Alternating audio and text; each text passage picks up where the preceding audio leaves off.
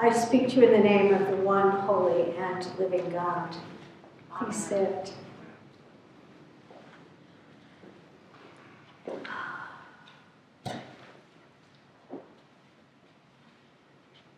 It's better, I can see you.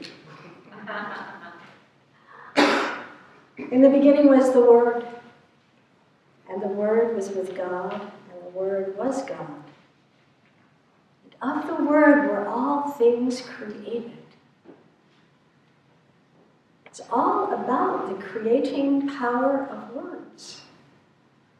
Now, we've just been through a year with lots of words, kind of a tidal wave of words, wouldn't you say? I mean, the relentless breaking news, words washing over us all of the time. Old words, red, white, blue, black, vote, virus, lie, truth. Old words. And then new words like Zoom. Who ever knew about Zoom before? I had never heard Zoom used as other than a little word that little kids used when they move trucks around. Pandemic, social distancing. And then, of course, there's that number one word. The American Dialectic Society decided the number one word for 2020 is, you guessed it, COVID. Of course it's COVID. Think about it. There's a great irony in all of this. We have this onslaught of words, basically drowning in words. And we learn this other phrase, mask up. Think about it. Cover your face, cover your mouth, muffle your words. I wonder if there's a message in there. A message to all of us about the creating power of words and how important they are. I wonder if there's something for us to pay attention in all of this. Mind the creating power of your words. Now I know, I like to ask, and maybe you do too. Look at this year, 2020, God. Where have you been with your creating power? What's going on here? Sort of niggling at the bottom of my own being, I hear, Debra, what's going on with the creating power of your words? How have you used your words? To classify, condemn, cast out? I don't know about you, but there are times when I have watched my words cut someone off at the knees. Times I have felt someone's words reach into my gut and twist and make me sick.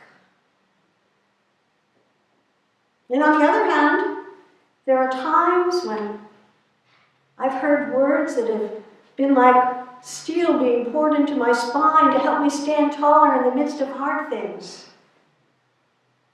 The creating power of words, the destroying power of words, it's in all of our hands.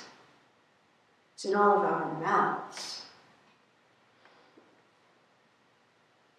How are we using our words to care, connect, and comfort one another? Now, a lot of our people in leadership have spent time this year really working hard at that. A lot of folks have reached out to one another, using their words in text messages and emails and handwritten notes and phone calls. Oh yeah, and on Zoom. To raise one another up, because our words have power.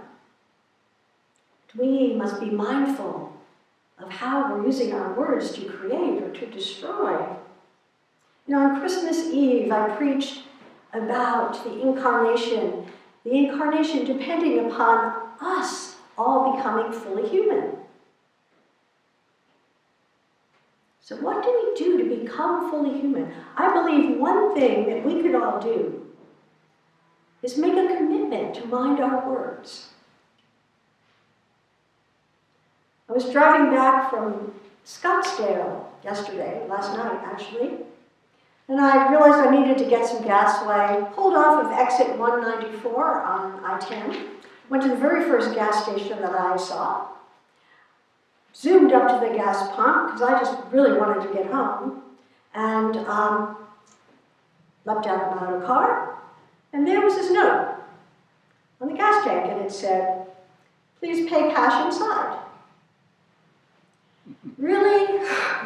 So I looked at the next gas tank, and it had a little note.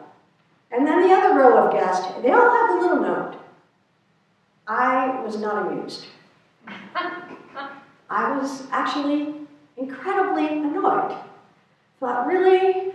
Now I have to get back in the car, put the mask on, and go inside the place I didn't want to go inside, and hope that I've got enough cash in my wallet, because I usually use plastic, and blah, blah, blah, blah, blah. I was complaining.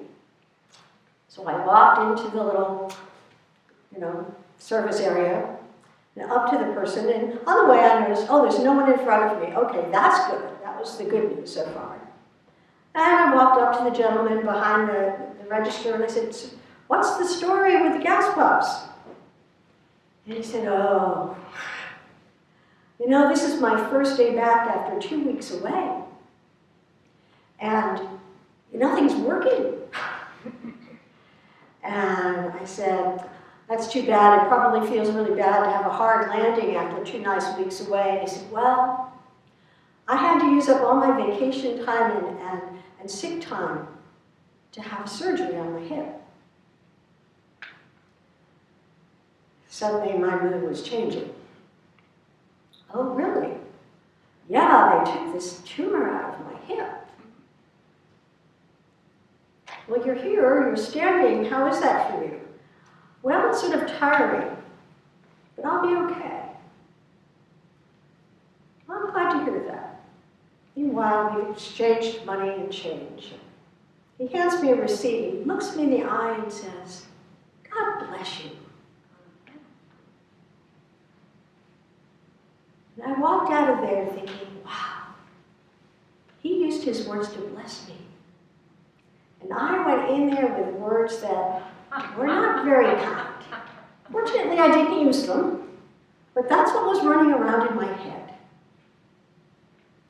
Mind the creating power of our words. You see, the incarnation will not be complete until all of us emulate Jesus, who used his words to help and to heal and to hold up and to comfort. He didn't harm. He didn't complain. He didn't kvetch. Jesus knew the creating power of words and used them for life.